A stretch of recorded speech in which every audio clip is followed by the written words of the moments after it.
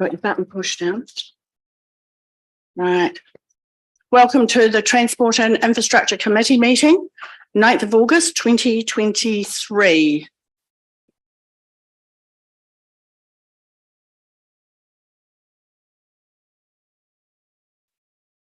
The karakia. Whakatakakati ho ki te urudu. Whakatakakati ho ki te tonga.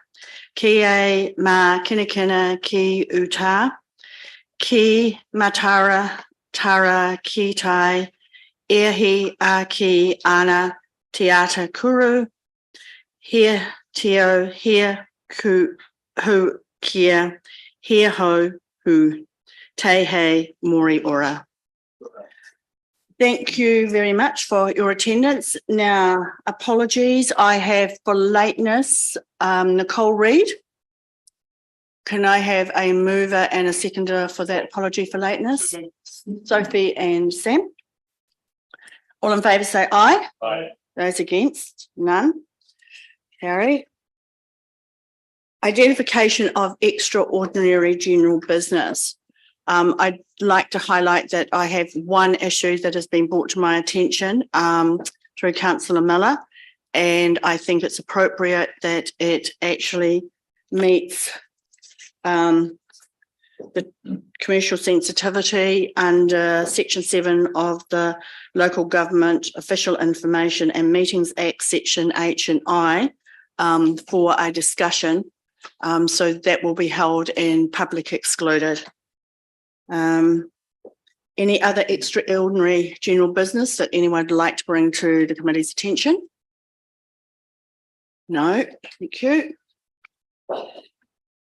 Conflicts of interest. Any conflicts of interest that anybody has with any of the papers on today's agenda?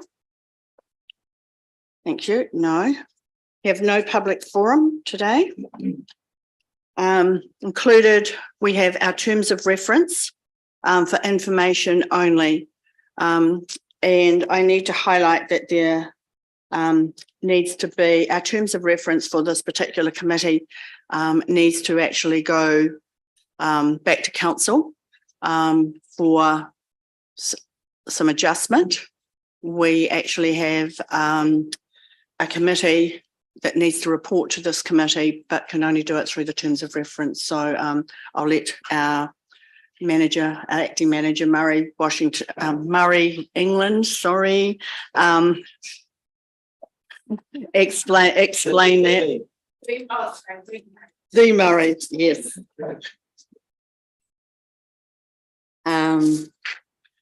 Confirmation of the minutes.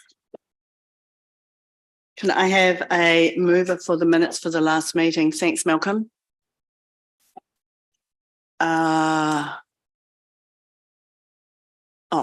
Who? Sorry, can't. Lydia. Sorry. Are there any amendments to those minutes that anyone would like to bring to the attention? No amendments. All in favour say aye. Aye. Those against? None. Carried. Public actions from the minutes that are on the agenda.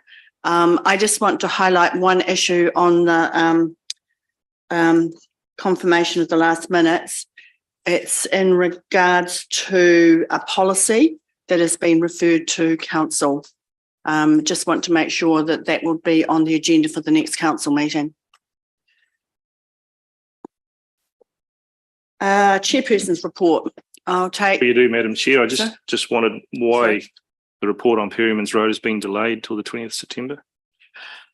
I will hand that over to Murray England. Yep, we can cover that off when we do the operations report. Okay. Any other matters arising from those minutes? Okay. Chairperson's report I've taken as read, and I'll combine it with the Deputy Chairperson's report. So I'll take them both as read. Is there any questions that anybody has arising from those two reports?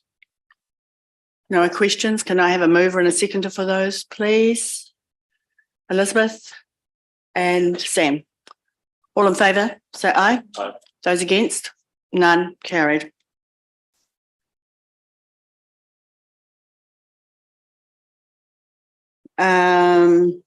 Group managers report. Murray, England, acting manager. Awesome. Good afternoon, everybody. It's a privilege to be sitting in this position as the acting group manager, infrastructure and property. My report is largely taken as read, but I thought I might just read through a couple of key points. So on the public agenda, we're reading from page 26. Obviously, the retirement of Murray Washington. Murray retired on the 28th of July 2023 and provided a huge service to our community, and under his leadership, the design and implementation of infrastructure that we enjoy today. So just want to make acknowledgement of him and his role that he played. I'm in the acting role until the permanent position is filled. As I mentioned at the start, I'm honoured to take that position. In our reports today, there's a bit of a theme about the rainfall event that we had. So we're starting off with Al and the emergency management team, but there's a theme that will carry on through. So hopefully you'll find that interesting.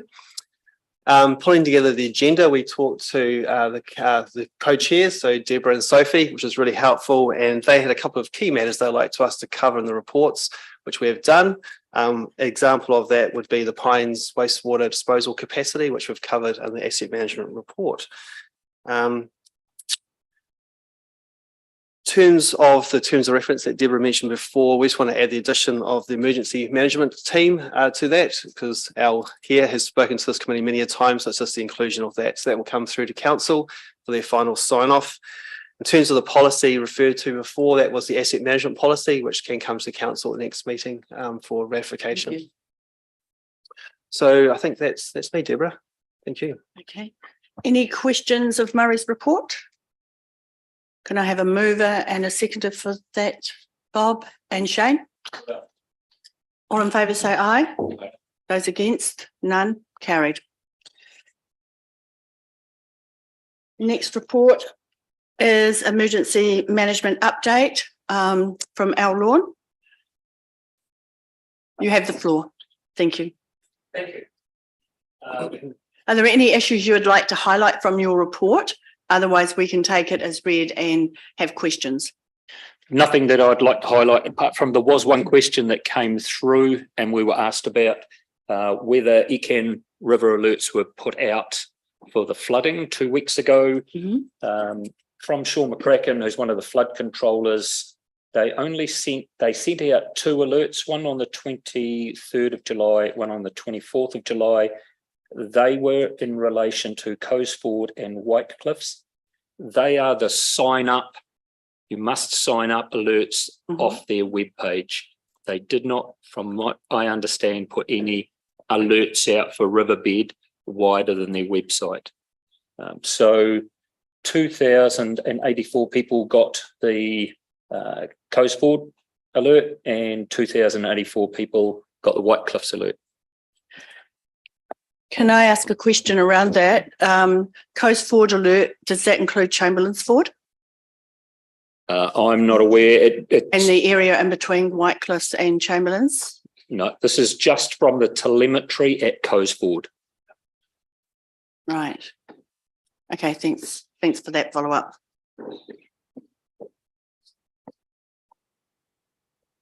Perfect. Now you're going to treat us with a presentation of some of the photos from the flood. So often you can look at the metrics and look at the telemetry, but actually it doesn't give you the visual of what the extent of the flooding was. There's one house that got wet and one property that lost over 200 ewes and lambs. So we talk about a small scale, but it's not small scale for these people. It's a disaster for them. And so this just will give you a little bit of an overview. I try and fly via helicopter as soon as I can possibly get up. And we normally put one of the water services people in the helicopter and we take as many photos as we can around those areas that have been affected so that we have a historical data, but we can also pinpoint areas that need to be sorted out. We did use police drone to map the area around Coesford, where the breach was on the south side of the Selwyn River. which is still vulnerable now. Mhm. So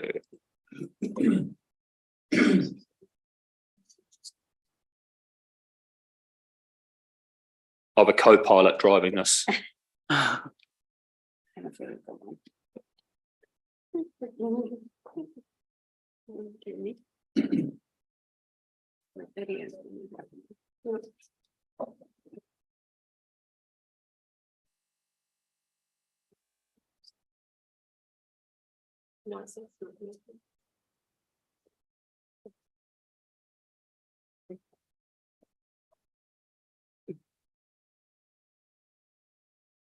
There's no other questions around my report? There is Oh, none. sorry. Any other questions Yeah, around the I've got report, Sam?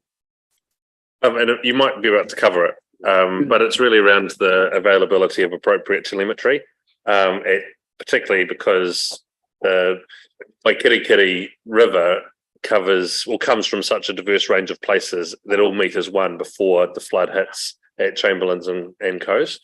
And I know we've talked in the past about what ECAN could deploy, on more of an ad hoc basis as required. Maybe when requested, we might get to a space. To me, it doesn't feel like this event actioned some of those things. So just keen to understand what's the availability of measurements on the Hawkins, Waianuiwa and Hororata rivers, so that during an event we can understand what the future flooding will be downstream. As an example, on the day of the flooding, the Hawkins at Sheffield was, right across paddocks and well outside of its normal flow paths, but was still dry at Beeley Road.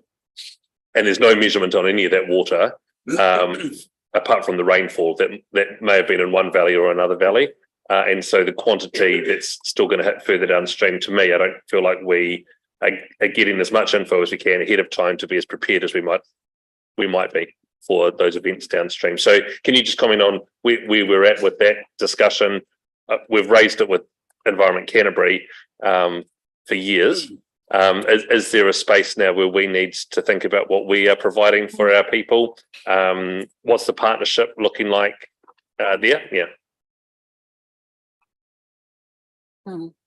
Telemetry is an issue for us, and yes, we have raised it a number of times with ECAN, and you've raised it at a high level. I've raised it at an operational level along with water services. We could do with some more. I've just flicked an email through to Sean McCracken, who is one of their chief flood controllers, about some new tech that is in and around the Tentis towers. But there's some other smaller devices. I need it to make good decisions, or we need it to make good decisions. But the people that are probably more aware of what we need, data, etc., wise, are water services. So we actually need to have across the council a really good conversation about what good looks like going forward. And then make sure we can, I don't think we should do ECAN's job. No. I think we could step in there and get a whole lot of telemetry, but then they're not doing what they're supposed to do. So I think there is still a conversation to be had both at a governance level and a management level around making sure we have enough telemetry and then what that means. Thank you. And it doesn't really feel like this was, like, the amount of rain that fell in some places was significant. In other places just felt like a winter rain. But the outcomes from it seem like they change over time. The groundwater levels were obviously very high and haven't dropped for many months now. So what's your feedback from the community around the impacts of what would otherwise, in any other year, actually just be a bit of, 2 days of rain and what we would expect in winter, not setting up the EOC, and a full emergency response that was actually required in this instance? Yeah, so we worked Saturday night and had feet on the ground on the Saturday night, and then set up the EOC in the early hours of Sunday morning and worked through Sunday and Monday with a small EOC not declared. We didn't believe it reached that threshold. The public are, well, our communities are a bit frustrated. I think that's probably, you see the front of the Selwyn Times with the couple in and around Ladbrokes, etc. There is a recognition that people need to understand the flood risk of their own properties and what we have to do right across Selwyn with ECAN and Selwyn District Council coming up with some sort of really good management system of our surface water. It's not either. I think it's both of us need to really get to grips with this. Otherwise, this is just going to keep happening more and more and more and more. I am not a hydrologist, but my team pick up the pieces in the community and go door to door and speak with people that have been affected. So somehow we have to do something in the resilience space regards to this flooding. Cool, thanks. And 2 or 3 years ago, we had data developed around a 1 in 200 year flood that ECAN did for us that fitted in with part of our district plan review. Did this flooding event follow what we would expect based on what that research had sort of shown was the likely outcome from this sort of rainfall? Or were there some things that are anomalies? And how do we address those if there were? Planning question. I'm looking for Kate or Luke. I mean, they're surface water engineers and I'm not. They're probably best placed to make comments about how this looks within that 10-year, 20-year, 100-year, 200-year flood situation, and also what they've done and what they're planning to do in regards to surface water. I'm just going to ask Murray if he'd like to make comment around that question that you just asked Sam. Perfect. Thanks, Deborah. Couple of comments, actually. So the first one on telemetry, we're quite fortunate in terms of the water services space. We have a lot of telemetry on our water treatment plants, wastewater, water races, some of our township stormwater. But where we are lacking is probably more those rural rivers, which Environment Canterbury maintain and look after. So following on for Al's comments, I do agree that you shouldn't be doing the work for Environment Canterbury, but you've all heard the saying, if you're going to do a job right, then you need to do it yourself. So there probably is a conversation in the long-term plan about how much council wants to step into that space or not. So I'll leave that part there. In terms of the flood maps, they do match normally pretty well because it's all based off LiDAR. The place where it doesn't match well is in our new townships where we've had earthworks and landscape changes. But generally speaking, in the rural areas, that matches extremely well. Okay. Next, Grant.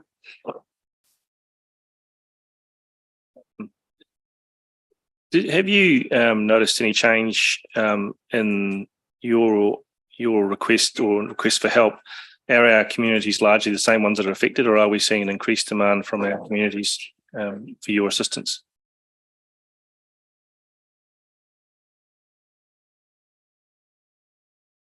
I think there is an expectation from communities that we will get out and help. It's trying to manage that expectation at 2, 3, 4, 5 o'clock in the morning. We cannot sandbag everywhere. This was a downriver event, more so than an upriver like Springfield, Sheffield, and Hororata, Colgate. Though there was some damage further up the catchment, and I think it was about 2 or 3 weeks before that we had 150 mil of rain in and around the Horsell River catchment and coming off the Port Hills, which exasperated this. A lot of our catchment was so full anyway. From what I understand, there were 300 plus calls for service through that weekend, which is quite a lot. So we're working with customer services to work out what's the best way to make sure that we have visibility and the EOC of all that information and are responding in a timely manner. And how can we place that onto a GIS layer so we can actually see where everything's happening. We're working with our partners in HEB to get their information so we can see again where things are happening and get resources there.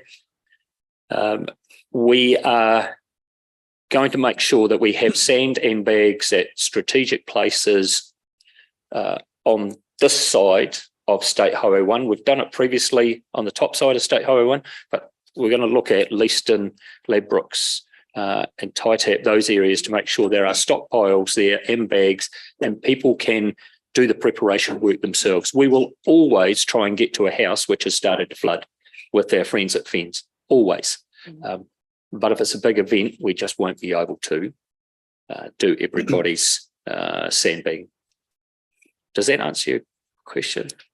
Yeah, look, I'm in the same camp as Sam. I think with the advance in digital technology, I think these events give us an opportunity to get into predictive stuff. I know that the horrible model for the lake, we're always saying, the rural sector particularly is saying this is all predictive. We should be able to, predict this linear or but this much rain in here equals X down here. So I guess I'm an enthusiast for Sam's point of view of trying to, I agree with you. I think it's an ECAN model. The predictive modelling should be a lot more accurate. Every time there's an event, it should increase the quality of the data. You have no argument from me, and we work hard with ECAN. They're on the phone in the middle of the night letting us know what's happening. But there is with AI these days, I think we can get better at predicting stuff. So that's something which we will push with ECAN. How can we get this better? Because these are our people. Yeah. We're the ones out there, or Shane out there with community response teams at 2, 3, 4 o'clock in the morning. If we can get better at letting people know what might happen, they can make their own arrangements to try and put some preventative measures in there. So, to be fair, it was a large rainfall event, but largely the infrastructure that was there worked well. The response was very good, and the team that responded to it handled it well. So, and we're always going to get these, aren't we? It's how you respond to them. I thought the response was very good. Shane. Thank you, Madam Chair. Tēnā tātou katoa, acknowledging your kōrero, Murray, and wishing Murray Washington all the best. Thank you very much, Elle, and just wanted to commend your team for the for getting out and assisting the township of Leaston as well at 1 o'clock in the morning and starting to sandbag and getting ahead of it. I think it's absolutely ridiculous that those with the telemetry, by all means, aren't sharing it early enough, or we don't have the ability to reach over in the event of a public emergency to be able to access the data to get ahead of an emergency. It's very bottom of the cliff, as we're looking at all of this stuff and looking at those pictures there. I actually went out to that farm, that's Westerton's farm, where that breach is. And there's high levels of anxiety, and I presume that's right across the country at the moment, but they're living with the risk of livelihoods, livestock, the whole lot, and the continuation of that. That breach where it was, the first time it breached, that bank, which was built in the 1950s, was that big event that we had at 650 cumex or something. This is only 250 or something, I believe. That's blown it out again. So that will continue to happen with less amount of water and continue to put livestock at risk. And further up country as well. But I did want to thank council for their continued investment into flood protection in Leaston. But what we've noticed is that some of the smaller drains now, they're putting something in as an investment for flood protection, given the increasing levels of these events happening and the fluctuation of where it's happening, because we did notice there was flooding in areas on Chamberlain's, just before Chamberlain's crossing there, where it was on the other side before. So it is moving around. It's changing its paths, and it is doing different things and more frequently. Investment is great, but it's going to either require mitigated or continued investment for some of the smaller areas. And I just have so much sympathy for those in Hororata and further up country. But most certainly the rural community is living with the anxiety of these increased events, and appreciate the support not only council but Ellen, your team, give to them in those times of need. You spoke about the roading contractor and the use of their telemetry as well. I think putting someone in the helicopter from water services is great. I do believe working with our roading contractor, perhaps you've got information on that, they can also assist in understanding where the road changes or road events are happening. They've got some pretty live stuff, I think, as well. So working together to manage the events has to be the future all at the same time. So yeah, good Al. Thank you very much. Okay. Lydia. Hey, thanks to the Civil Defence team for such a speedy response up my way, where we've seen sort of our 3 typical towns that generally flood were pretty good this round. I think we're really lucky that we had 150 mils of rain and not 300 odd, because we could have been in a different position. So, you know, things coped relatively well with that 150 mil. I was just going back to the Sam's sort of comment about the Hawkins, because there is telemetry, there's recording at the upper catchment at Dalethorpe. And I was wondering, do you guys take that into consideration as to what is coming for you effectively? Because it's starts there and it's coming down for you. So, you know, do you take that into consideration when looking at the whole catchment and what is actually going to all pick together? Yes, thank you. We do. The Dalethorpe was put in after the 2021 floods, and we had conversations with ECAN and Red, who is one of their operational guys, and he said, where do you want it? So they put telemetry up there. We do watch the rain gauge all the time. I mean, we do it all the time. Met service warnings all the time. Like the last few days, that's just been flying through with the snow or predicted snow.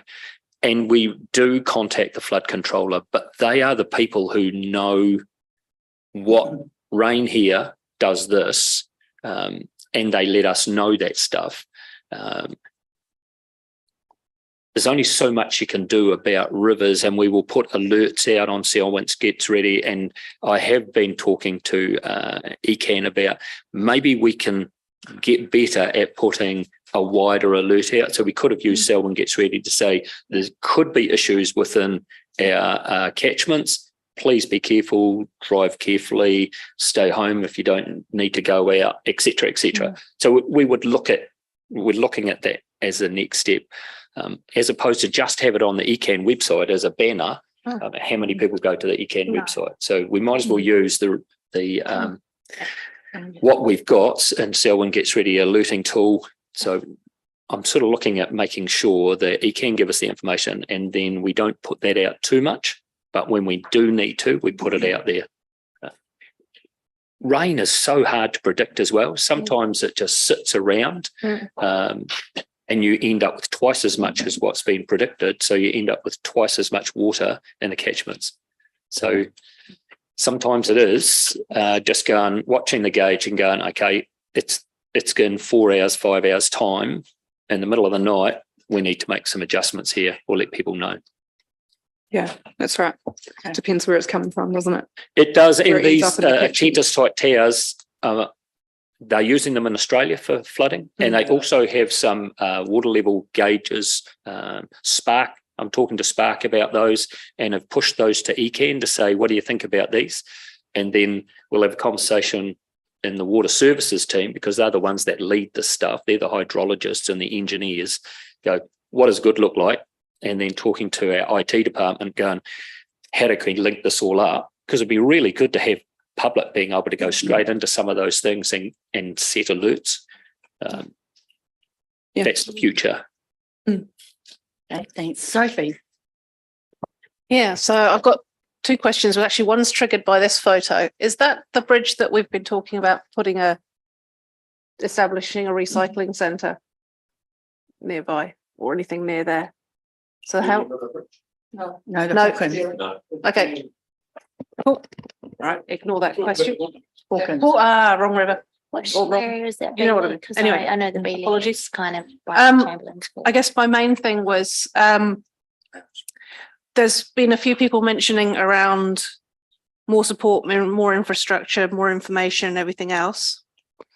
My concern is that there's at some point we're going to hit a hard limit, and we haven't really established where that is, in terms of, this is going to sound really nasty, but at the same time, like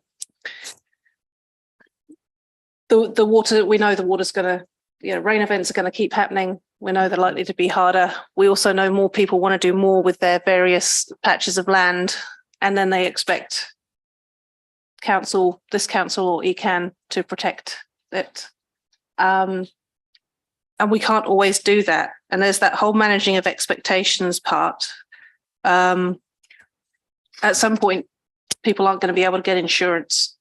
At some point, if we have another big flood like we did in, was it 2021? You know, the emergency funds that get applied for to try and remediate the land afterwards, there isn't going to be a great deal of that there. At some point, the growing townships that want to keep going out. And then we've got another thing mentioned about how much, you know, the impact of groundwater of urbanisation is having. We've got areas of Leiston you mentioned the other day that want to create an industrial area. When you look on the flood map, that's a damp, boggy area. So then they're going to want us to protect that with extra infrastructure. This isn't something that we're going to be able to agree or talk about much today, but I just want to point out that there's only so much that we're going to be able to do. And we all want to do the best for our areas. But Al and his team do an absolutely fantastic job. And sometimes our decisions are just going to make that job harder if we keep, you know, just got to bear stuff like that in mind. Thanks. Great, thanks, Sophie. Elizabeth? Hi, Al. How do you foresee us bridging the gap of knowledge between us and the council and the ratepayers, particularly those that are in the more flood-prone areas? Just a lot of what we're talking about in here is that kind of stuff that I'm sure that they'd like to know, like you're talking about the sandbagging availability, the weather watch options, even just how to be prepared with your livestock and on those kind of situations, and just have those general really good informative discussions. Just, is there a forum or an opportunity there? Yes, there is. We do hold public meetings. The last one we had 55 people at. It is a general preparatory forum where we say, look, these are our risks. These are the main risks. This is how you prepare yourself, your family, your pets, your livestock for them. There is only so much you can do in regards to that. We have the preparatory Be Prepared pamphlet that we've sent out to 24,000 households in Selwyn. So that tells people to be prepared.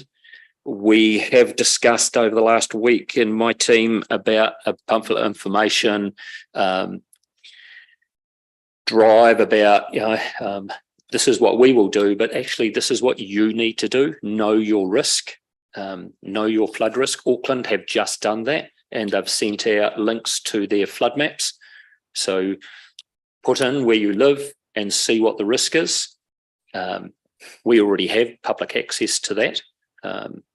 We could do something in the public area. So we will talk to our comms team about what would good look like in regards to that. Something that Sophie mentioned about insurance. Already we are having houses that have been told, householders that have been told that their excess for flooding is $25,000. In some households are being told you cannot get insurance now.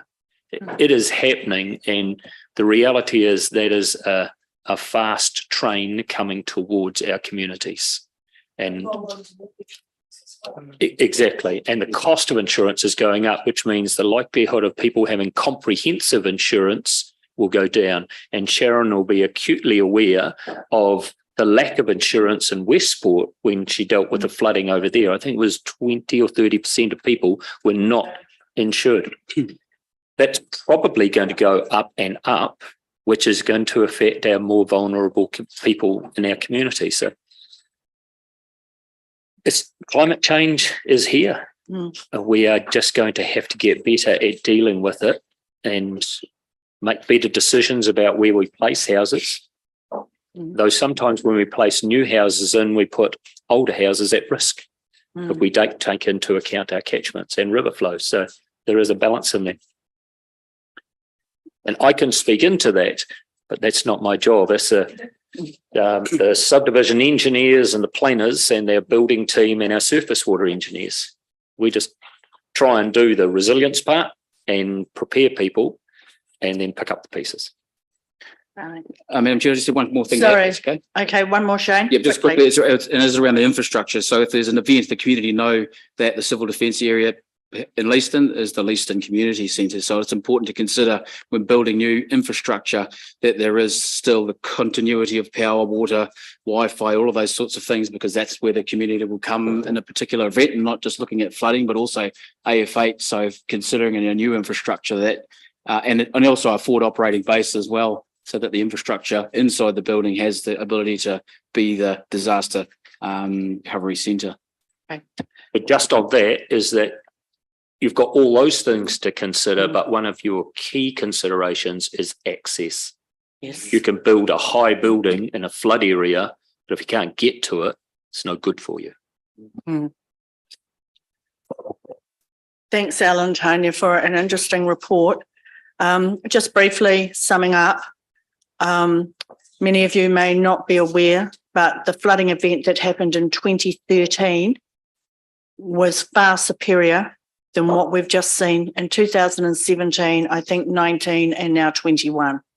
So every 10 years, we do get a flood event that makes this look average. So I just want to highlight that. I'm not scaremongering, but there seems to be a 10-year return of a major flood event versus the ones we're having more intermittently, which lead to, the change in the climate. And I also would have a concern about where our stock banks are breaking out, areas on the northern part that haven't broken out before. And I guess the question I'd like to ask ECAN when they come and talk to us is around the maintenance of those stock banks and how sturdy they're going to be going forward for these events. So thank you very, very much for your presentation. Right, the next report we have is, Gareth, operational delivery. Madam Chair, was that ECAN, was that the recommendation Sorry, on page 31? I haven't moved in a second for that. Just on page 31, there's a staff recommendation that we do request a briefing by ECAN. Is that a recommendation you want us to move? This is reported for information, but... Well, just on page 31, there's a bullet point which says recommend that council governance request a briefing by ECAN in regards to the things you spoke about, the flood, the failure of stock banks and lessons learnt and mitigation plans. Okay, if you're happy to actually move that recommendation. Can I just speak into that? I'm happy that we think about what that does, but on the 30th of August, we've got ECAN coming to give us a briefing, and the purpose of that was to talk about before they set up their LTP, what are the key partnership pieces that we want to see addressed in their LTP. And the two things that had come up already was around gravel extraction, so the river maintenance and the river protection stuff, and public transport had been the two things that had been highlighted. So if we could just add this to the list of things that we would like them to cover on that day, and then when we have ECAN in the room, we can start the conversation. But it might need to be longer and deeper than that, Grant. So happy that it's more, but that would be a start for it anyway on August 30th. Okay, well, I'm quite happy as chair to actually that the committee receives this report. But as a B, the recommendation that's included on page,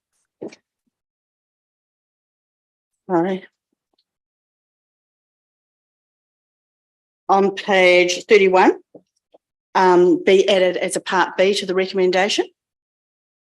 And you got that, Therese? Recommend that council governance request a briefing by ECAN in regards to the flood, return period, hydrology, stock bank failure, remediation plan, lessons learnt, any plans regarding mitigation / resilience in our catchments, and an update on the latest flood events. So, Grant, are you quite happy to move that recommendation? Do I have a seconder for that? Thanks, Lydia. All in favour say aye. Aye. Those against? None. Carried. Apologies for getting ahead of myself, Gareth. You are next with and Andrew with regards to the operational delivery. Tab 10. Thank you.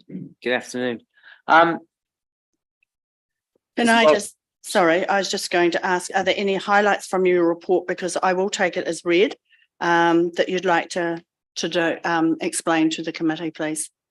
No, I will take the report as read. I appreciate there's a lot of in-depth operational information contained in that report.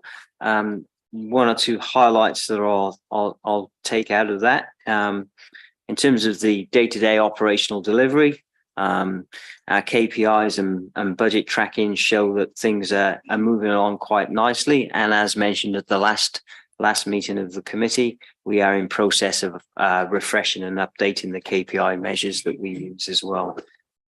The rain event, just briefly touching on the rain event. I was out of the country for the rain event. Thankfully, Andrew stood in and took care of things from our side of the house. It is encouraging that we did do, as we've been reporting over the last few months, a large amount of what would have been seen minor sort of predictive maintenance, operational clearing culverts, that sort of thing, and to a large extent those functioned very, very well, and we were ahead of the game a wee bit. And it's also really encouraging to see, as usual, we have a good suite of contractors here. They've responded well, and they support the emergency response well as well. So that's good to see. In this month's report, we've reported through the Wakakatahi audit report on our roading operation here, which is a good outcome. Received a good audit report from that. And the only last thing is just I'll open on picking up on the comment that was made just earlier about the Perryman's Road ceiling report from Councillor Miller, and can give you a verbal update on that.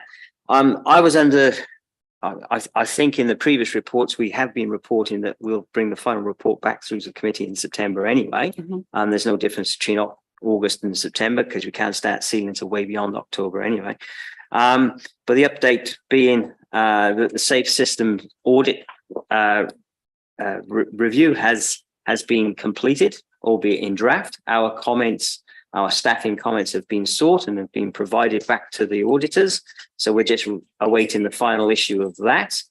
And as soon as we get that information, we'll bring it back to the committee on schedule for next month.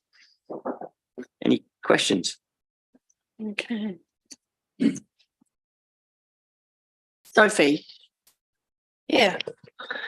Kia ora, gentlemen. Thank you for coming. My question is on page 51, the KPI.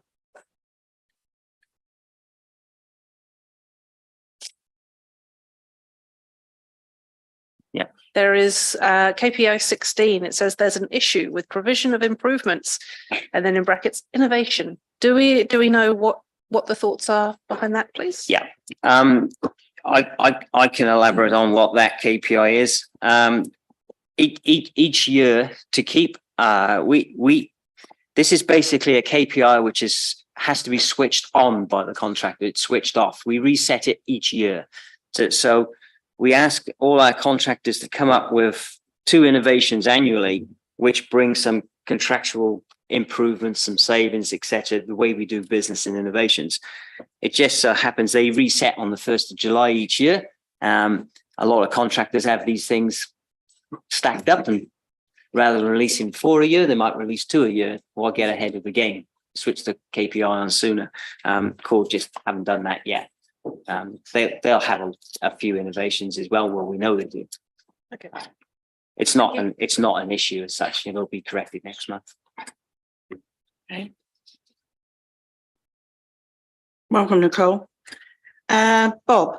Yeah, just a thanks for the people in Horata. They were really impressed that council got the pump at the roundabout well before it was needed this time, because it's been a bugbear in the past of it arriving when the water's already there, and they believe that saved the house that normally floods. So it's really great to see that we are getting ahead on some of those things. Thanks. Oh, thanks for the report. Lots of information. That was great. I'm softening myself into the dumb question I'm about to ask, because I'm sure there's a really simple answer. I don't understand how part of it sits.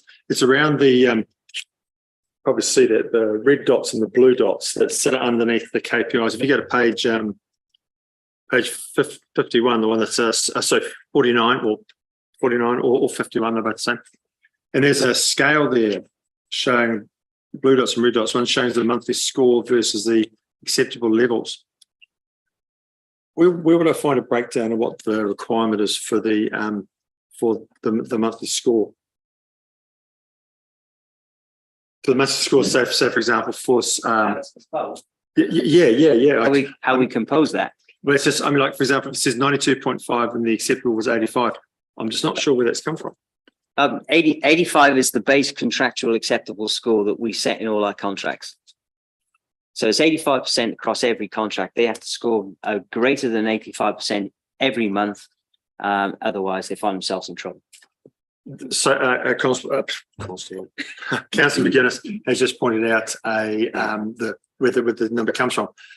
If I look across, again, remember, this is a dumb question. So, if I look at the chart above that, which comes to the score of 96.3. Actually, look, I'll track that. I can ask this outside this. Okay. If you're quite happy to do that, that's fine. I'll come back to it. Sure, happy to receive that, no problem. A suggestion as well, as we go through the process of refreshing the KPIs, can I suggest that we happily bring this scorecard to a workshop for councillors so you can understand how we track all that? That would be appreciated. Thanks, Gareth. Lydia. Thank you, Madam Chair. I just wanted to touch on a few points, one around the drinking water and two around some of the flooding. So I'll just combine them because some of them are for the same town.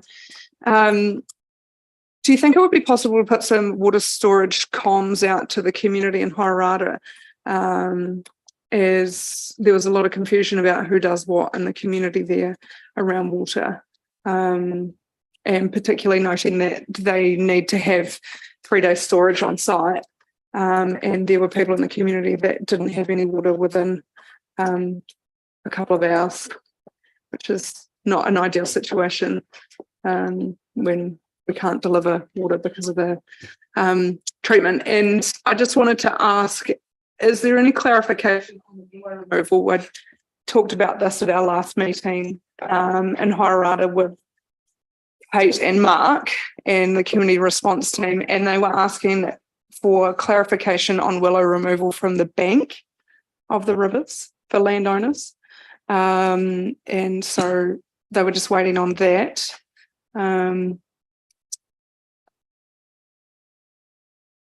the other one I had was waste, and I was pleased to see that we're looking at the rubbish truck doing an alternative route across the White Cliffs Bridge, because there was a bit of a safety issue there with the bus and all the bins and not being able to turn around because no one can go over. So I know that the community would really appreciate an alternative route for collection. Thanks. I'll leave a comment on the waste one to Andrew. It's a good job we sat at the table. Yeah. This area. On the Waterford notification ones, yes, I mean, people on restricted schemes are supposed to have 3 days on property storage. We know that there are some that don't have any storage. They treat the restricted scheme as an on-demand scheme, but we can put some comms out to that. I'll talk to Mark and we'll remind people of that, what they need to do. And I'll need to get back to you on where Kate is at with the willow removal. Kate's currently away on leave. Thank you. Andrew, waste. Thanks for the question. So, with the White Cliffs Bridge situation, we've looked at a couple of options. One is having a contractor with a small vehicle that's based locally to go and service effectively those curbside bins on the other side of the bridge for us. That came back quite cost prohibitive. So our second option was to look at rerouting the curbside collection truck up through the ford along Riversley Road. Yes. And looked fantastic when we went and assessed it. And then when our contractor went just after the floods, possibly not the best time to assess it, it wasn't so flash with a metre of water in the ford. The only concern I have is that we would have to certainly communicate to the residents on that side of the ford that this service is contingent upon access through the ford, and some of the comments from the roading team today around that they expect that ford to remain quite high for quite some time. So yeah, I just need to sort of explore that a little bit more, but yeah, working on it. Okay, thank you. Right, Shane. Thank you, Madam Chair. Kei te wiritanga o te kaihoe te waka te nākoe. Acheron improvements, will that be part of the long-term plan deliberations and the budgets, or is it the improvements that are spoken about part of the current budget? Roundabouts, are you happy with the progress that's on Shands Road? Happy with how those are progressing? Leaston infiltration, I see that was the ponds were used again, presuming that with the development of the wastewater pipeline, that will alleviate that to be able to do that. But was it, has there had to be any increase in it going in, or was it just due to the groundwater coming up? And lastly, secondly, thirdly or fourthly, whatever it is, Coes Ford. There's still a lot of inquiries as to what is the future of Coes Ford, as we talk about in here, the gravel being built up in and around it will continue to be a cost. What is the future for Coes Ford? And just the low cost projects, and it stems right back to Mark Chamberlain, Leaston School, still looking forward to the safety of their tamariki. And I know, Lee, you've been working hard, and some of the team here worked hard to try and do that, but there's also the refresh of the pedestrian crossings and things like that. And we've still got elderly getting nearly bowled over because there's just needs a freshen up of signage. And that was something that had been agreed to a number of years ago to progress. And I understand the constraints, but would really like to see some progress for some of the seniors and the young people out there. Thank you. Yeah, sure. Congratulations too. Yeah, I just want to say congratulations, everybody. Gas number 4 in the world. Not quite. I wish I was. 4 in the Commonwealth. Yeah. Now he's lost his place.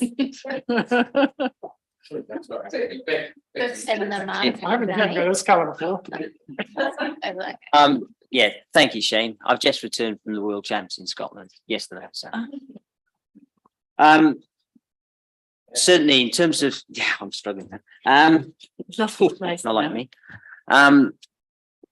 In terms of signage, those are easy fixes, Shane, and I'll touch base with you and we can fix signage up and things like that. The other bits and pieces are currently, as you were aware, I mentioned, they're being worked through with Mike and some of the low cost safety upgrades.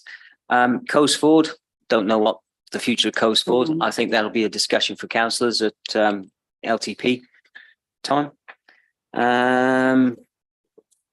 Acheron, I believe the works from Acheron were scheduled, weren't they? Yep. So there are infrastructure improvements planned for this scheme, including increased reservoir storage in this financial year and longer term source treatment upgrades. I believe some of those have been costed. Okay. Grant. On page 40, just talking about wastewater, given the recent flood event and the high groundwater levels, are you worried about infiltration into our network? And, what sort of volume are we talking about increase when we have a large scale event like this? Are we talking about 100% increase in wastewater flows, 200%, 300%? And does it allow us to cope at the sewage station? I mean, you got a day which raining, all of a sudden you got double or triple the volume of wastewater coming. Is it all manageable within our system, or is there more buffering required, or is the infiltration manageable?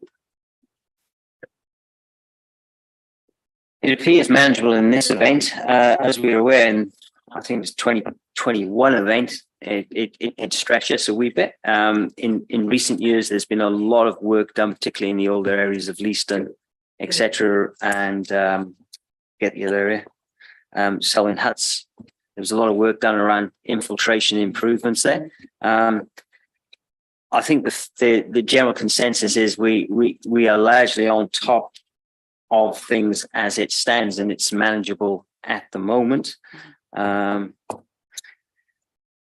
Yeah, but if we get a big event, we'll come under pressure again. I think Prebbleton came under pressure in 21, and Lincoln, surprisingly. So. And my second question was just around speed management update.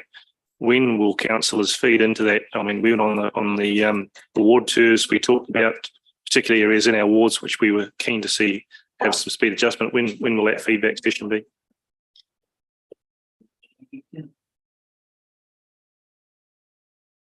Just add Mike to comment on that, Greg. So we're currently still working through the development of the policy document relating to the speed management plan, working through the councillors' schedules and dates that are available.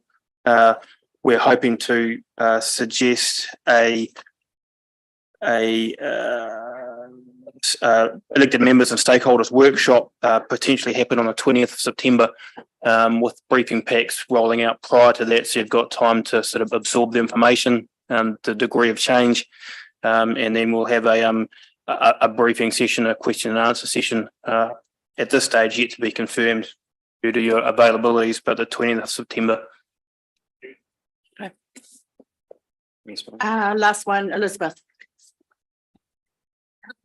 Hi, so I just wanted to talk about the waste liquid, particularly at the Pines and potentially other areas. At the moment, my understanding is that that goes on to the pasture and then that's turned into baleage, which has a withholding period because of the tapeworm issue. Just wondering if there has been options looked at for coppicing woodlot, some sort of trees that are grown from the waste, from that waste liquid, because of the fact that you're looking at using wood chip to then burn the waste solid, the solid waste. So that would look like quite a sustainable model if you were growing your own wood chip, for example. So as an option. So just wondered if that was something that was in the pipelines. Now, the wood chip, I believe, which is proposed for the boiler biosolid burning, will be coming from our parks and reserves anyway. Mulch. Murray, can I ask you to make comment, please? Yes, excuse me, some final comments. You asked about Leaston grants, about why we use infiltration basin. It's for two reasons. One is infiltration, high groundwater levels can influence the hydro flow to the plant. We use infiltration basins to cope with that. Second reason, probably the most important reason, is because our disposal fields in Leaston are currently bogged, and when they're bogged, we can't dispose of effluent to them. And that's one of the main driving factors for bringing forward the pipeline from Ellesmere to Pines, is that when that ground is saturated, we can't dispose there, and so bringing it up through to Rolleston is the preferred option. In terms of the infiltration issue, that's an ongoing matter we're dealing with as staff. We've got a renewal profile of pipes, replacing old pipes which are subject to infiltration. And historically, we've had communication with property owners about inflow, which is we have roof water discharging into galley traps, which is, of course, not helpful. In terms of how much flow goes up, I don't know the exact numbers, but it is 100%, 200%, 300%. It's a huge volume of extra water that would come in through those rainfall events.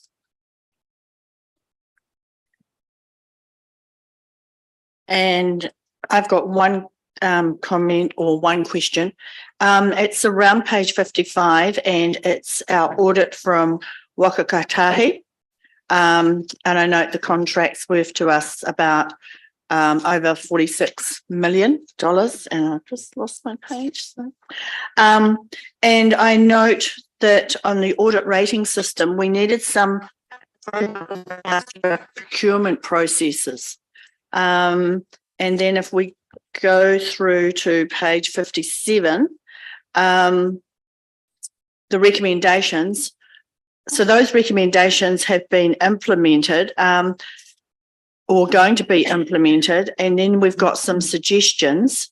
Is that an issue around our transparency of our procurement process? No, not at all. In fact, some of it is we are too transparent in our procurement processes. If you look at the procurement procedures in section 3, there's a comment made by Waka Kotahi about the amount of information and openness that we give at tenders as a tender result, particularly when there's a low number of tenderers. Waka Kotahi's belief is that it's not hard for a tenderer to work out because we give a final score to work out what somebody's price, what somebody's position is, because you're dealing with two people. You know what yours is, so you can work out what theirs is. Pretty simple. The reason why we do that is because we were challenged by the Ombudsman a few years ago, where we didn't give out enough information. So we're just caught in the middle of that. We're actually too transparent.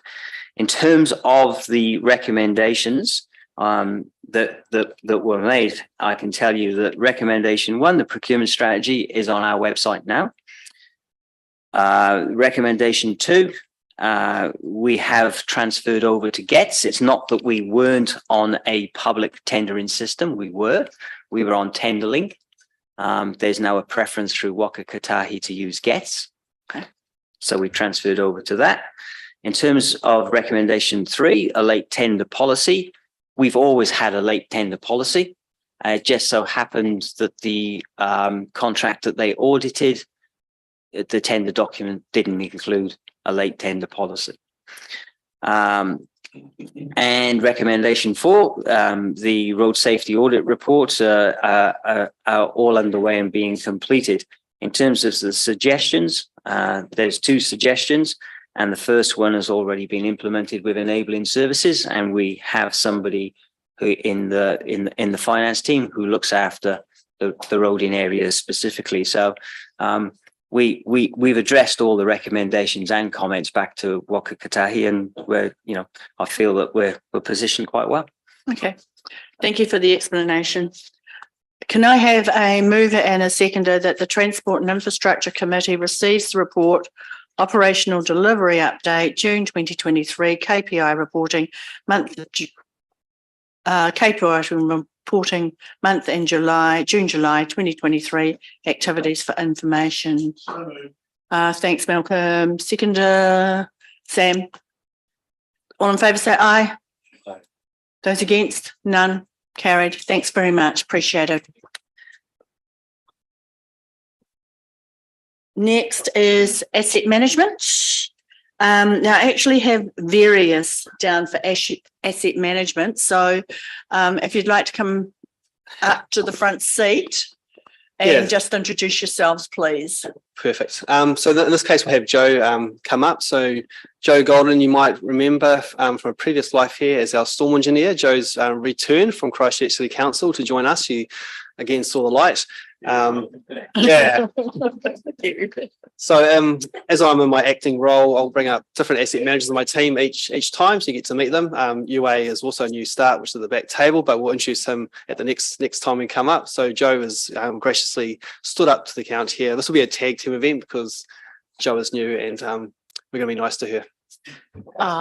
Thanks. So tēnā koutou katoa, ko Joe Golden Tokuinga. It's great to be back with the Selwyn whānau. So yep. So I'll take the report that everyone's had a chance to have a read of it. I guess the 2 items that we had questions on is the pines disposal capacity.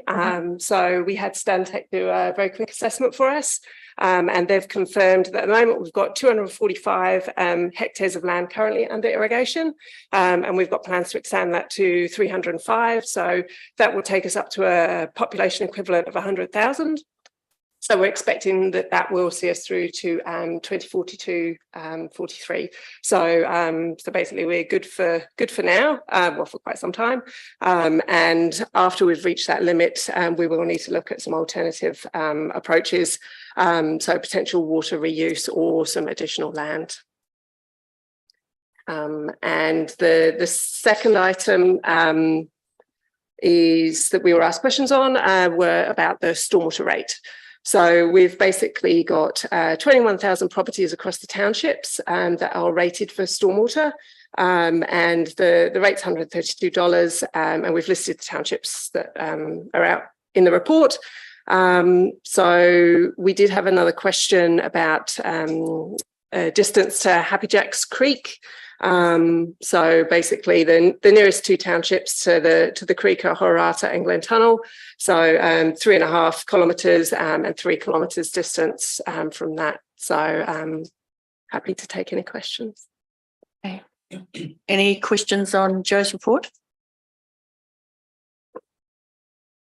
Bill? I'm not sure whether who to direct it to? You're obviously talking about Three Waters and the Rakai Huts exemption in the report. Where's that at? So yeah, we have included, so the team are basically working through the actions in response to the feedback on the exemption. So as we said in the report, we've calculated some approximate costs. 200 to 250,000 are the works that we're expecting to need to get the exemption through. Okay. Yeah, just to add to that, so staff are working on it at the moment, implementing those recommendations. So we're not pausing. We've reallocated funds that were set. So for costs for renewals, for example, of our meters, we've moved that renewals from one scheme to that scheme to make sure we get able to cross the line. So we hope to get a satisfactory outcome from Tamatara at the end of this process, but there's no guarantees for that. Yeah. So just as a saying on Three Waters, maybe this is something for Sam. What's the political just around that at the moment? Are you able to talk about anything? Election. Around Three Waters. So just waiting for the government elections to know which way we're going to go. But I mean, there's a lot going on from the transition unit. There's a lot going on where Canterbury has been asked to give their feedback on preferred dates for transition, and Michael Brewster, the startup CEO, has sought that view, and we had a conversation informally here as a group saying middle of the process is better than being at the end. Didn't want to be first, didn't want to be at the end, but in the middle. There's not a consensus view across all Canterbury West Coast councils as to when that date should be. And yeah, the functioning of change feels like at the moment from a political point of view, and then the governance space is very much wait and see what happens at the election. And obviously the legislation from the government at the moment is we're waiting for the last of that to land as well over the next few weeks before the government retires for the election. Thank you. Bob. Yeah, just on stormwater rates, Colgate obviously doesn't have a stormwater rate, and we have got stormwater problems. So I presume they'll still be fixed by council, even though Colgate don't pay. I think that might be a matter for the next long-term plan, Bob, if we include Colgate and charge them for that rates. Yeah. Shane. Thank you, Madam Chair. Kia ora, Joe. I guess the Pines disposal capacity, whilst it gives us a level of comfort for the next 20 years, what does the levels of innovation look like if it is not to land? As governors, we are focused intergenerationally. So I presume that work will happen at some point, but surely there must be, like you said, water reuse out there currently at the moment, so that we have levels of comfort mai rano for our future generations. Just something to think about. Perhaps there is a workshop around that. The other piece was the coastal inundation hui at Taumatu, and is council happy with the current level of protection that we give at the moment regarding within our levels of responsibility with the drain and the management of that drain, and what does the future work look like in terms of mitigation for the long term? As we spoke about at the hui, it will end up in Lincoln, should nothing be done in the long term. So I guess the question is, where's the current communication at? Are we confident working with all parties moving forward that we'll find a solution that's comfortable for everybody? Kia ora. Yes. Yeah. And I think as we talked about at the hui, obviously the community are thinking about short-term interventions with a view to longer term, what their options are. So noted. Yeah. Thank you. Okay. Lydia. I just see on page 69 under transportation, the development of the 24-27, I guess that's national long-term plan, but is that to Waka Kotahi? Yes, that is the big to. So P is the National Land Transportation Program. So it's our subsidized program. So we are supposed to submit our maintenance operations and renewals bid by the end of August, and then improvements bid by the end of September. Thank you. All right, so since UA has come up, we'll introduce UA as well. So UA is our new asset manager of transportation. So welcome to the table, UA, and thank you for your elegant response to that question. Yeah, thank you. Right. Sophie. Yeah, hopefully a quick question that you may not be able to answer, but looking at the stormwater rates, it's just we've had some queries a few times around things like culverts in the middle of Sheffield, and then I noticed on the list there Sheffield's not on the list of people areas paying stormwater rates. Is that something that potentially we're going to add in via the long-term plan to help if there are issues there to help alleviate stormwater issues? Culverts are typically maintained by the roading team, so that would be budgeted through that side of things. But yeah, so we don't currently have any plans to extend the stormwater network in those areas, but I think that's sort of tied in with the conversation with Environment Canterbury about where those responsibilities lie and whether council wants to consider in the long-term plan extending our responsibilities beyond the urban township areas. Grant. Thank you for doing the work with Stantec on the Pines capacity. This is one last thing before 2042 when I'm going to speak again. So we're now absolutely convinced that we've got plenty of capacity, and we don't need to talk about buying more properties or anything else. We can leave you alone and not talk any more about it. One last chance, Murray. Yeah, that sounds awesome. It's funny, in life, I think when you look at these things, there's always these three things. Is it the timing, the cost, and then does it meet your needs? And so the timing doesn't really get hit here, but if we happen to find the perfect property for the perfect price, well, then maybe it's worth considering. But at the moment, the timing doesn't kick in there. The reason why I got Stantec to it recently now, just urgently, is that we've got new growth predictions from our planning department, and so we want to make sure we gave the most recent update information. So no, we are comfortable with those timeframes. But if the perfect property at the perfect price came along, we could be convinced that it's worth dropping that third. You're leaving the door open, mate. I am. I'm worried. Wondering what odds you're offering at 2042. Yeah. Can I put the money on? So wind back those comments. Yeah. So thank you. Okay. Malcolm. Yeah, going back to what Grant's brought up, there was some conversations of the fact that we've had a very high water table and the receiving environment for the treated effluent over at the Pines in a winter like we've got now. We are still operating within our resource consent. There's no issue there, even with a high water table? Correct. Thank you. Sam. Yeah, my questions and comments is probably for us to think about, and it's following on from the infrastructure need that we're going to have as a community. Are there some planning responses and some more localized infrastructure provision that we could think about enabling our community to deal with, rather than council always doing it at the bottom end of stuff? And so water reuse and recycling's come up. There's like solar panel use and providing energy for our own homes rather than always relying on the grid. Like there's a community level response, and then there's the individual family level response. And so I just wonder, and it might not be for this committee, Nicole, it might be for yours, around thinking, climate change and what's going to need to be the right thing. But, the capacity for beyond 2040, I mean, if we're actually reducing the amount that each household's giving to you, then that actually extends the time frame, which cheapens the cost for the whole community. And there might be other ways rather than just us always being the provider of that. So I'm just wondering, is that thinking already going on from your infrastructure space, Murray?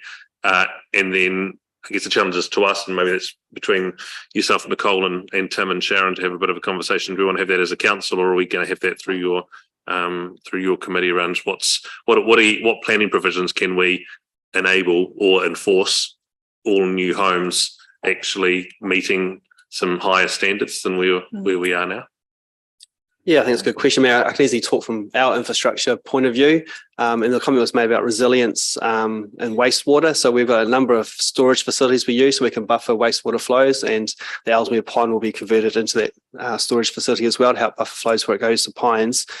So we're doing a lot of that stuff in terms of resilience and sustainability long term. We have got a project at Pines looking at further treating the effluent so we can use it for reuse on site. We use that already, but even to a higher standard.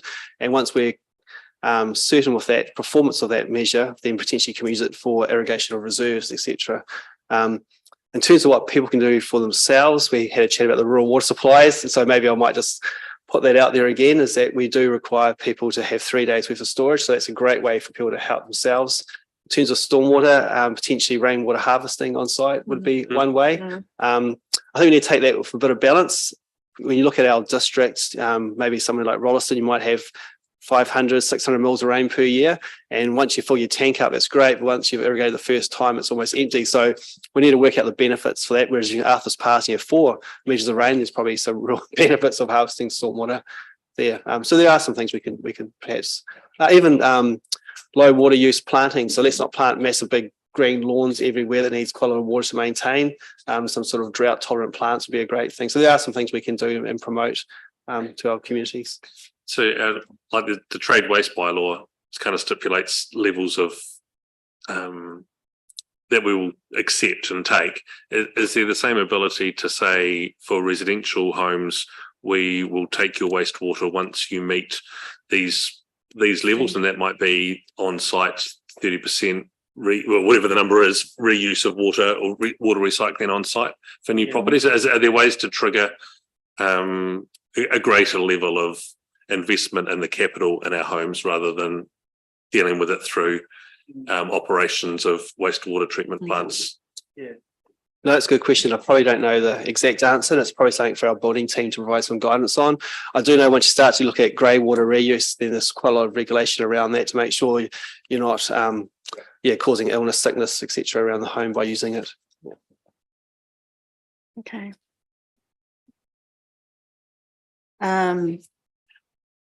Just a couple of questions from me, Joanne. Just so I understand the Pines disposal capacity, how do I understand the population equivalent? How is that calculated, given that we may have an urban population equivalent of, say, 750 litres per day per person, versus the industrial loading that may come from a business, from say iZone. Western Milk was a prime example, and we could have other water industries that actually come on board as well. So I just like to understand how that was calculated into the 100 with regards to the loading capacity for the soil. I think I'll let Murray answer this one. Sorry. Yes, I'm happy to answer that one, Deborah, on Joe's behalf. So as population equivalent, the population part of it's quite simple. So if you're a person, you're one population equivalent. So we're talking about 100,000 people. You could have 100,000 people discharging their waste through to that treatment plant, and that's how it would work. So we do convert that, and there's a number of ways. One is volumetrically. So for each person, or for a household equivalent, it's 0.545 cubic meters per day.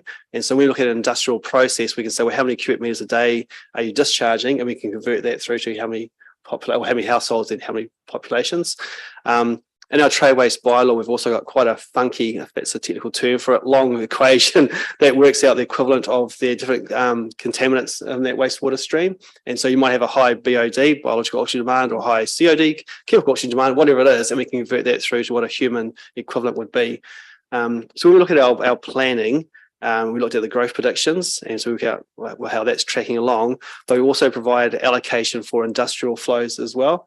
And so we've got some great background information about iZone and how that's performed and what sort of flows and contaminant levels. We've got Western Milk there as a higher user, and then some factories and storage facilities. So we've got good idea from there, also from Lincoln. And so in those growth predictions, we provided allocation for industrial flows. And so that 1,000 population equivalents looks at the growth of the district, but also provides an allocation for industrial flows. You never know what's going to happen. And so if we were to have a potato processing plant, which uses a huge amount of water, then there'll be discussions with them about perhaps it's more efficient for them to treat their wastewater on site as opposed to see that large volume through to us. So that's something that we always keep in mind before we sign off trade waste consents. Okay, thank you for that update. And the other one is I see around biosolids. We're applying for a consent to Environment Canterbury to look at the discharge of biosolids. Are you aware that there was a prototype, I don't know how many years ago now, where they actually did try and discharge the biosolids into forestry and the perimeter of the wastewater plant, and the results weren't that conducive to it being a sound idea. Just a little bit of history with regards to, just so you know that there is some research that was actually done in this particular area some time ago, and just wondering if there's been any change in the updates or any measuring or monitoring that, that may alter the results of what previously happened. So, yeah, I'll just say we have engaged technical experts in the field of soil science who have done trials on our site, and they're comfortable that we can easily dispose of biosolids in that way. But we are also looking at using them for a fuel source for our boilers, which can then provide heat to help our solid drying process as well. So that full circular type economy of process. oh, thank you. Okay, no further questions. Can I have a mover and a seconder that the committee receives the report asset management monthly update for information? Malcolm, Sam, all in favour say aye. Aye. Those against, none, carried. Right, capital works update. Kamal.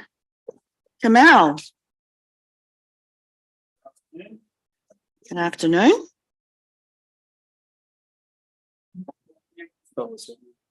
And Phil.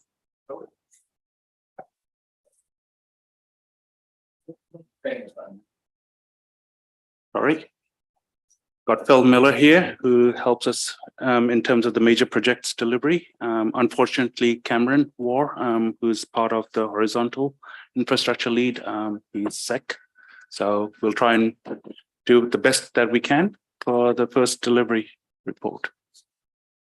So I can, hopefully everyone's had a read of this report and I can take it as read. Yes, take it as read. Any issues you'd like to highlight to us, please? Just three basic parts. We've had some good success, as you can see from page, I think, 74, in terms of the delivery that we had for last year, financial year, which is good. We've already started on the delivery for this financial year, which is progressing. It's still in the early stages. There's a small correction on page 86, which is one of the design layout drawings that we did as a concept, just not as a concept, as the design. It should rather say Shands Hamptons Road, which everyone would have kind of picked out. So apologies for that part. That's all. Thank you. Any questions? Okay. Any questions from the report? Grant. Oh, Sophie was. Oh, Sophie, you go first. Diligent just closed on me. Okay. I'll start at the top, page 75. Just talking about the TIF-funded toilets. One of the things I picked up from the local government conference was it's not all about building it, and it's about the OPEX when you've got them. And two of the toilets there, I just wanted, like the one on the Little River Rail Trail, for instance, that's probably a dock land, I think that's on. And I think Lake Linden might be the same.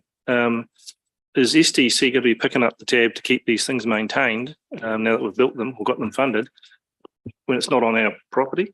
So just interesting to understand how that's actually funded, because I don't think it was something we really considered when we thought it was a good idea to do it, but just need clarity. I'll carry on with the questions so you can answer them at one.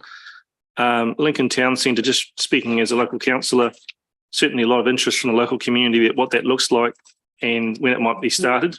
So I just think a wee bit of clarity around what even an indicative design of what and schedule of works would be helpful, just to say what are we going to do with that $5 million and what it look like.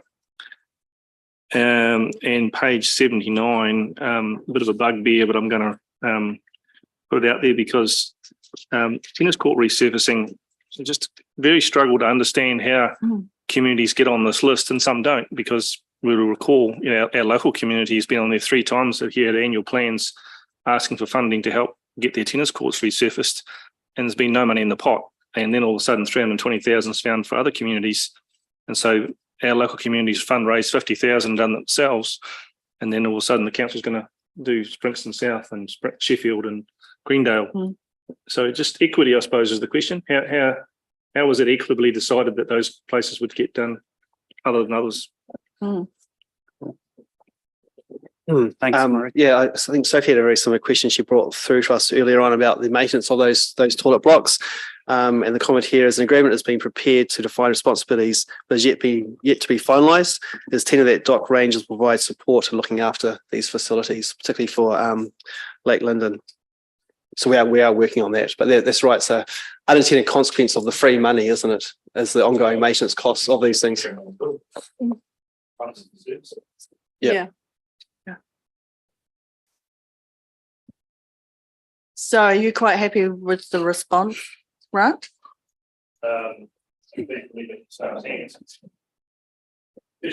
With the priority of the tennis court surfacing.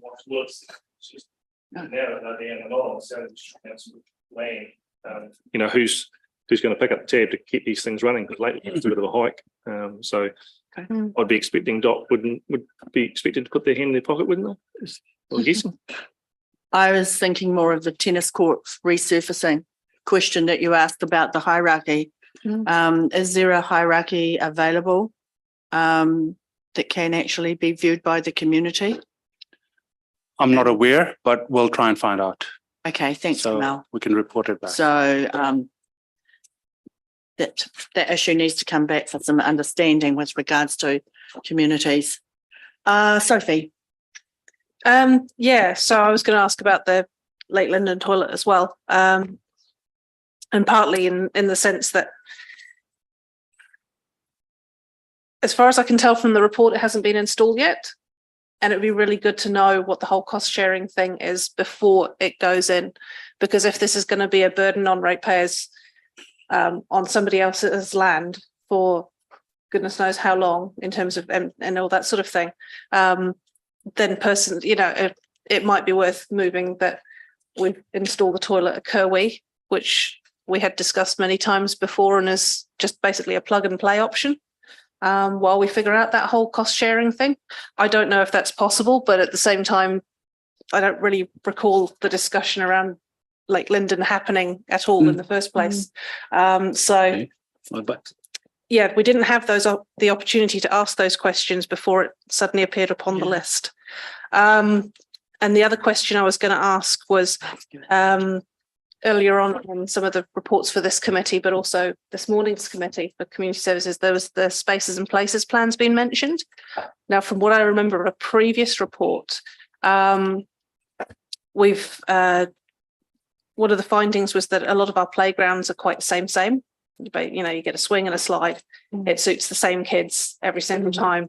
But we've actually got a wide variety of kids in the area. And on page 79, it mentions 4 playgrounds that look like they're going in. And I was just wondering has enough information been shared across teams and departments to have some sort of difference upon what's going in those sites. I did send that question through as well, just because if we put in the same playground again when we've already noticed that we do the same thing over and over, it would be good to know whether or not we've done a bit of course correction yet. Thanks. Thanks. So regarding the Lake Linden versus Kerwee one, Murray's kind of answered on that aspect, but what I understand from the Kerwee is it's going into the next year's long-term plan. So that is being addressed. So we applied for funding for it. we have no guarantee of getting even 50%. They've basically told us in the past that we have received too many toilets already. So we may have to bear the full cost of that one ourselves. Okay. Yeah. But the issue at Lake Linden is that we are getting a lot of campers there. And at the moment, what I understand is there hasn't been enough toilet facility or any toilet facility, and it is creating a bit of a public aspect that needs to be kind of being answered. Yeah, correct, but it's DOC land. It's if DOC wanted to apply for the toilet, they could have done so themselves. The question is who pays for it. That we only got 50% funding. Who is paying for the toilet installation and the operational ongoing costs? I think one of the issues we've got is that essentially it was a timing issue. So council, as part of the 2022-23 annual plan, decided to defer Kirwee and do Lake Linden in its place. So I think what we're sort of re-litigating decisions that are previously made. No, No? we haven't. We did not make that decision. Yeah. Okay, so let's put it this way then. What we can do as staff, we can see if we're committed to building this toilet block, because we have applied for the funding and received it, and we potentially can change it. But if we can't change it, then recommendations we need to carry on as we have planned. Okay. Elizabeth. So in talking about toilets and having been unfortunately noticed many times on state highways in New Zealand where people have had to just pull their pants down behind a bush, I do think that where there's a need, we need to find a way. So it kind of goes back to the same situation as the town halls. This is possibly a topic crossover with the community services, but given the conversations at LGNZ conference, that there's a real move to the community involvement. Instead of not building the needed community toilets, why don't we explore placemaking and co-design with the local constituents and ask them if they can solve the basic toilet operational issues? I think we'll just take that as noted. Thanks. Yep. Okay. Shane. Oh, thank you, Madam Chair. Page whatado, or 78. Regarding the discussions this morning, I think it's safe to say there will be additional budget required. So it's got the number of projects here: Whataro, Leaston Library and Medical Centre. And again, I questioned it last time around, the difference between the Medical Centre being a commercial investment, the 9.78 Whataro and Library. My question is around the Friends of Ellesmere feasibility study. Where is that? When is it likely to be information for council laws, and how will the synergy of that work with the development of the project?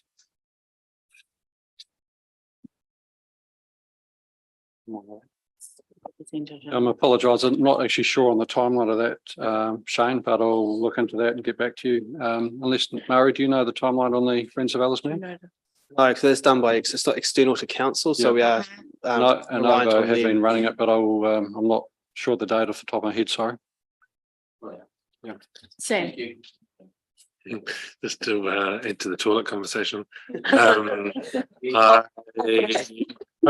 just get on and deliver the toilets that they are in there. We don't need to muck around with what order they are, and particularly if we are going to get to the end of the TIF funding, let's get the most expensive toilet block and as 50% rather than the cheaper toilet block at 50%, because Linden and putting it there is going to be more expensive than putting it in at Kirwee. So we need to do both, but if we're going to maximise the TIF funding piece, then I think Linden's the right place to put it. But I think you're right, Sophie, we haven't actually discussed it here, but I'm not sure the location of a toilet needs us to be the ones that decide that either.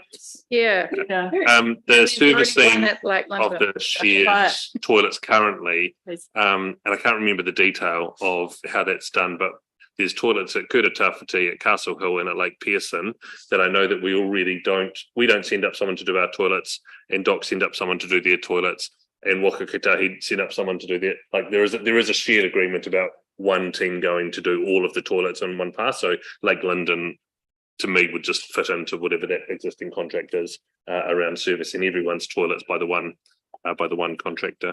And lastly, I wasn't going to mention that, but just since it came up, I will. And lastly, from me, on this report, the Arthur's Pass community centre was in here with some images, and there's a stuff there at the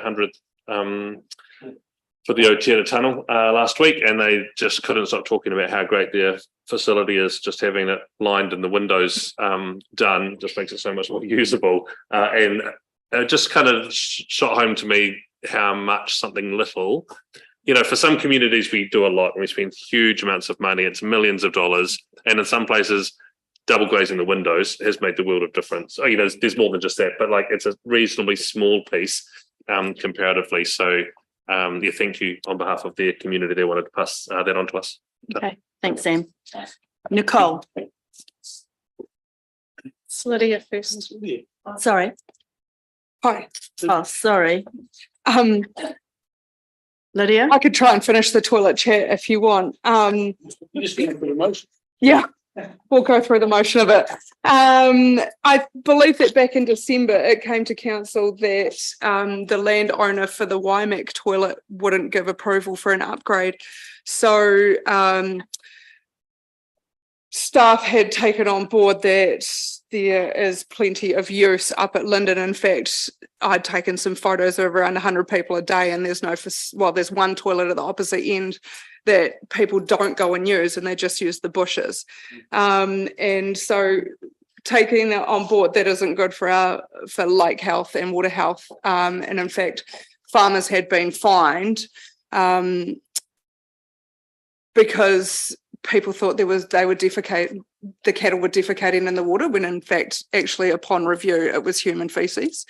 So I don't think that that's very good for our environment at all. And there is a share in that. So it is going on dockland, if I can help with that. And the agreement there is that it is looked after by council, and the fact that we already service quite a few up that way. And I know that there's been conversation with DOC around their installing at Bearley Spur, and I think they were going to get in touch with council to see if we could actually help with the install as well, instead of them doing all separate. So actually everyone coming together on this process, which I think saves money for everybody in the long run. So I understand the frustration around it not being our land as such. But yeah, it's our kaitiaki. We need to look after our land, no matter whose it is. Yeah. Nicole.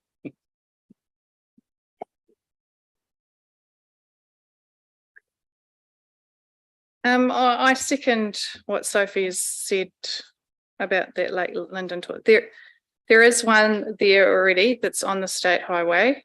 Admittedly, it mustn't be where these people are wanting to camp. But we need to be looking at where our responsibilities begin and end, and that's pretty much what Sophie's been saying. We have had raised us about having one at Kuwi on the state highway, and I just wonder, going forward on a needs analysis of where toilets are and how that comes about, and that's should be an important factor on what we're looking at, because we have a big backcountry in New Zealand, and it's not expected there will be a toilet everywhere you need to go to the toilet. So there is actually some personal responsibility as well when you're in the backcountry and camping in the backcountry. So that's my take on that. Phil, the Foster Park Youth Zone, it's a nice picture there of it. I'm just not clear some of the elements of it. Is one of the things a pump track? What are the things that are on the?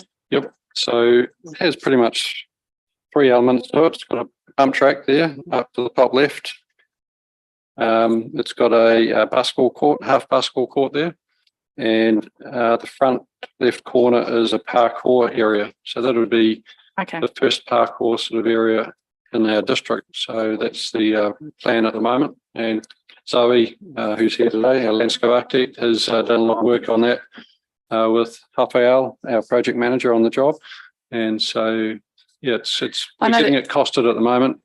It might need to be staged because it might end up coming in over our budget.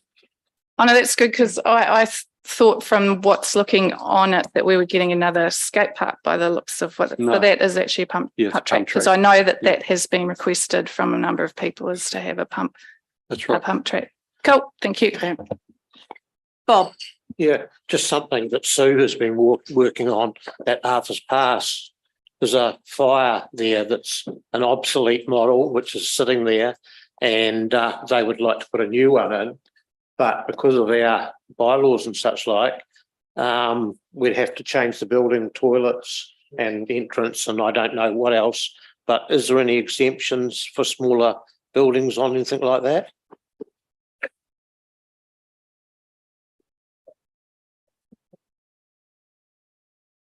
Hello. Yeah, it was unfortunate that when I was completing that project at Arthur's Pass, that part of that was actually to replace the old wood burner, but unfortunately I didn't manage to get it through our processes. It would have triggered an entire consent, and unfortunately it wouldn't be achievable to get it through an exemption. So it would trigger, unfortunately, a full upgrade to that facility, a bit like something we'll be discussing shortly to do with Mead. Our older buildings are in this situation at the moment where they haven't been upgraded for a number of years. And as soon as we trigger a consent, as on this occasion, it means we have to contribute substantial funds for fire and accessibility upgrades. And that would be the case for Arthur's Pass. I did review it at the time to see if it was an easy way around it, but unfortunately, it's not an easy fix, and it would be considerable capital investment into that facility on top of what we've already invested. So at the moment they have a log burner which is older. It's got a new flue to make it more efficient, but yeah, that's as much as we can do for now. They were talking about one of the reasons could have been that they wanted to move it to a different position. If it was a straight replacement where it sat, it would still have to go through the whole compliance. If it packed up, say it was the castings cracked or something like that and they had to replace it, would they have to go through the whole rigmarole too? Accidentally broken. Yeah. Yeah. There was some consideration at the time of maintenance is an option. So as one part breaks, replacing that individual part. But yeah, we're at the point where we're replacing the flue, and the actual body of the fire at the moment is in condition that it can withstand a few more years, but it's not ideal. They do have the backup heat supply from the heat pump there as well. But yeah, it's one of those things that needs to be considered, as I say, for the wider picture for our buildings that are kind of similar age, needing substantial funds in the future for further upgrades. So yeah. And last one, Grant, and I'm only slipping. Yeah, sorry, I missed one of my sticky labels, unfortunately, Madam Chair. But I think it's important. Kakaha Park, the drainage is not working as designed. What's the liability on that? We spend a lot of money on consultants and designers for these things. Do they pick up the liability for not working as designed, or does this just come straight back to us? It's a very tricky one to answer, Grant. We've had 3 stormwater engineers on the project. 2 are on the first stage and a third one on the stage 1B. So it's sort of an issue that crosses 3 different stormwater engineers. We have got a 4th engineer involved just to do an overall view of the whole lot, and that's PDP Engineering. They have just put in a report to us. So I can forward that around to everyone as well if you'd like to read it. They have done a review of the whole park, what's gone wrong. But what we need to do now really is look at how we're going to solve the issue. According to the PDP report, they've given us some advice what they think should happen. We're going to get it costed after a design is done, and then we'll know what sort of costings we're looking at and whether we can go back towards any of those previous stormwater engineers for costs.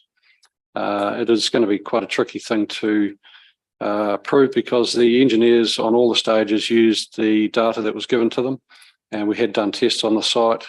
However, it's been proved that throughout the implementation that it hasn't the site has not sort of acted the way that the initial tests showed. So it's something we'll have to look into, but I don't really know how we'd get on going after the stormwater engineers, but we'll have a look at it, especially once we know the costs.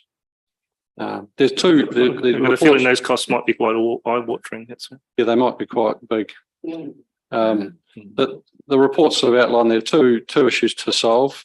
One of them's reasonably straightforward, hopefully. That's the fields are not draining as hoped, but that's mainly because the top cap of the topsoil has been compressed and the topsoil is not in a good health. So over the next 9 months, we're going to be putting around about $40,000 into upgrading the health of the soil, try to get it aerated, get the microbes growing, and so for next year, hopefully the stormwater will get through to the drainage that we've installed. It was interesting when we did a test on site. The test pit about 200 or 300 mils down, it was dry. So the water is actually not getting down, it's just running off into our stormwater basins at the moment. So I think we can solve that issue. The second issue is that the ponds on site, at least 2 of them are intercepting the groundwater level. And so in the winter, you get a higher groundwater level. The water is just coming in and just sitting there like a bathtub, so and not draining away.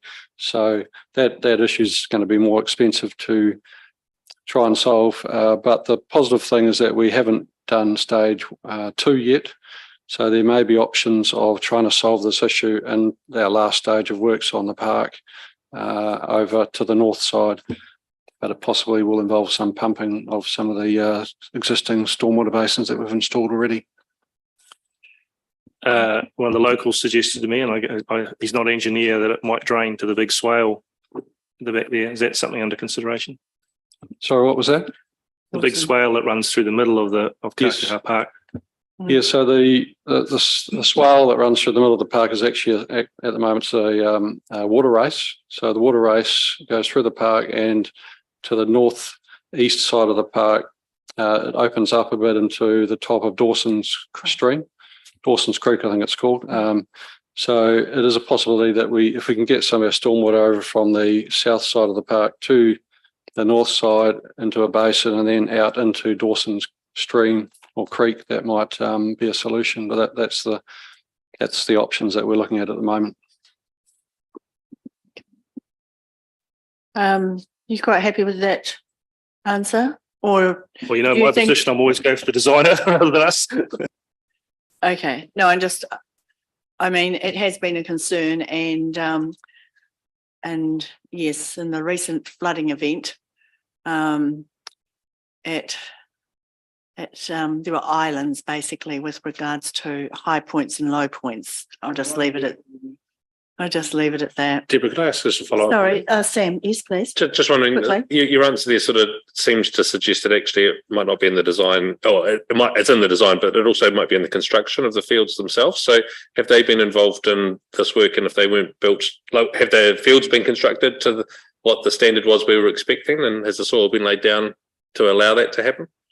Yes, they were constructed according to the plans, and we had a engineer overseeing that right throughout the whole process. However, every soil is different, and potentially the soils at Prebbleton have packed down more than expected and have added with the wet clay base underneath and the wet season that we've had over the past year. It really hasn't helped in the first season of growth.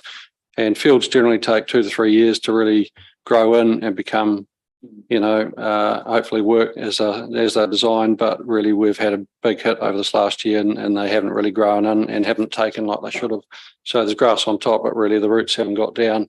And hopefully over this next year, with the additional work that we're going to do, just trying to aerate the soil and get the thing growing properly, that might make a difference for next winter as well. We do, like Malcolm says, we hope for a dry year as well. The last year and a half has been pretty wet. No more questions. Just with regards to the funding, with regards to Kakaha Park, I guess there might be a report that's needed with regards to the allocated budget versus the budget that we're now looking at, and what's the future budget that we could be looking at through our LTP process. So as a consequence, I can foresee that this will actually be a report coming probably back to this committee. Would you envisage or not? Yes, we would. Okay. And that's what we've written in the council review aspects, that possibly November onwards, once we have a better understanding, we will look into that. Okay. So a further report will come back, and that will be on matters under action for November 23. So I will ask that go on points of action. So we've got a timeline to actually get some reporting back on Kakaha Park. I don't think that needs a part of the recommendation, but it is going to be a point to action. Can I have a mover and a seconder, please, that the Transport Infrastructure Committee receives the Capital Works monthly delivery update for information? Thanks, Elizabeth. Phil? All in favour say aye. Aye. Those against? None. Carried. That's the end of our public meeting. I do need a recommendation to go into public excluded. I probably need two because I think we're up to just beyond, not quite 2 hours. So can I have a mover and a seconder that we go past the 2 hours? Okay, Malcolm.